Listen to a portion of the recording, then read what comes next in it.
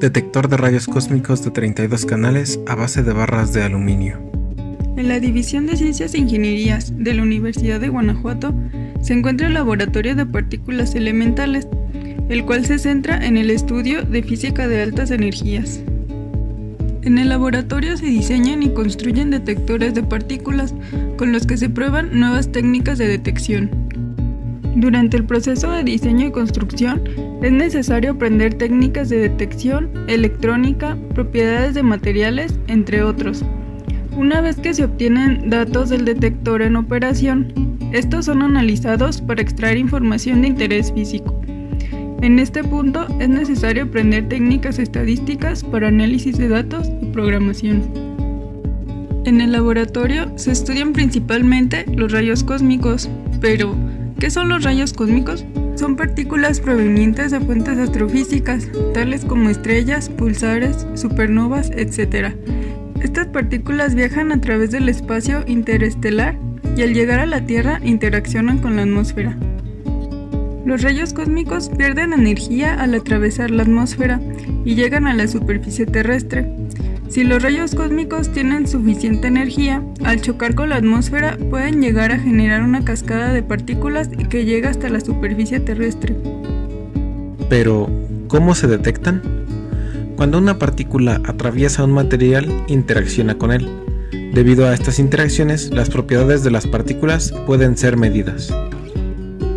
Los detectores de partículas constan generalmente de dos partes principales: el medio detector y un circuito electrónico que recibe la señal que deja la partícula en el medio detector. Existen varios fenómenos físicos que permiten detectar los rayos cósmicos, que se generan por el rastro de energía que dejan en el material.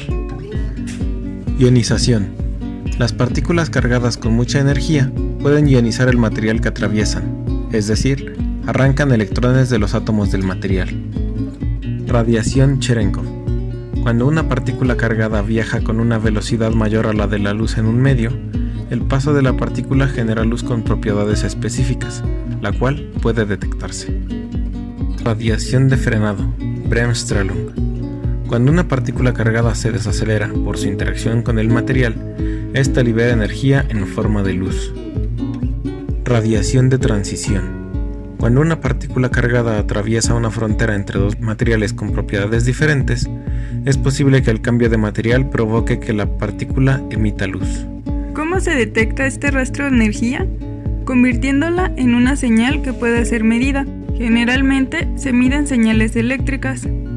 Algunos de los dispositivos que permiten observar este rastro de energía son los fotodiodos y los fotomultiplicadores.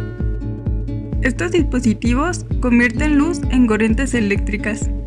En el caso de ionización, si se logra hacer que los electrones desprendidos se multipliquen, es posible medir la corriente eléctrica que generan.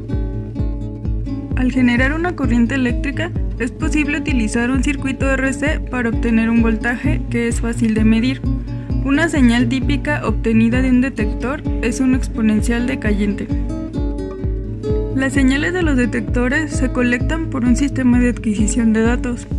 Como las interacciones entre partícula y material se dan en un tiempo muy corto, debido a que las partículas viajan a velocidades cercanas a las de la luz, generalmente se tiene una gran cantidad de datos.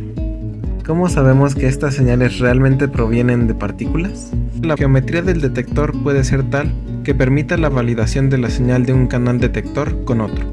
Por ejemplo, si se tiene un arreglo de 4 barras detectoras apiladas, al exigir que se tenga señal en las 4 barras en el mismo intervalo de tiempo, es manera de validar la señal.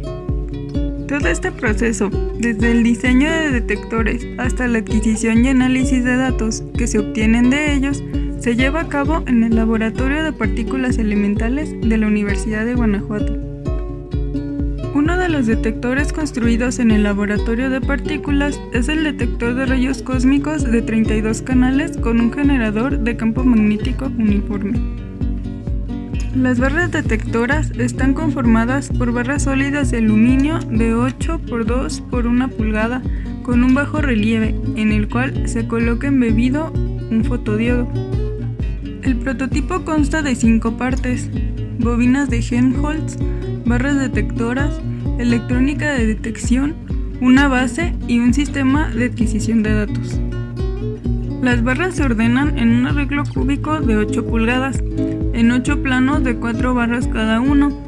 Las barras de cada plano consecutivo se encuentran a 90 grados del anterior. Dicho arreglo está inmerso en un campo magnético uniforme generado por las bobinas de Helmholtz. El objetivo de este detector es reconstruir trayectorias de partículas cargadas que lo atraviesan, debido a que éstas son desviadas por el campo magnético. La reconstrucción de trayectorias puede hacerse, ya que, por el entrecruce alternado de detectores, es posible dividir en 16 secciones cuadradas el área de 8 por 8 pulgadas de cada intersección entre dos planos del detector. Con esta información, se reconstruyen las posibles trayectorias que pudo haber seguido una partícula cargada. Con este prototipo se realizó una toma de datos de 1 hora. El resultado del análisis es esta gráfica, que muestra el número estimado de partículas que cruzaron por el detector en cada una de las 16 posiciones definidas por el entrecruce de las barras detectoras. Para considerar que pasó una partícula a través del detector en una sección cuadrada, se pide que exista al menos una señal en todas las barras que correspondan a la sección.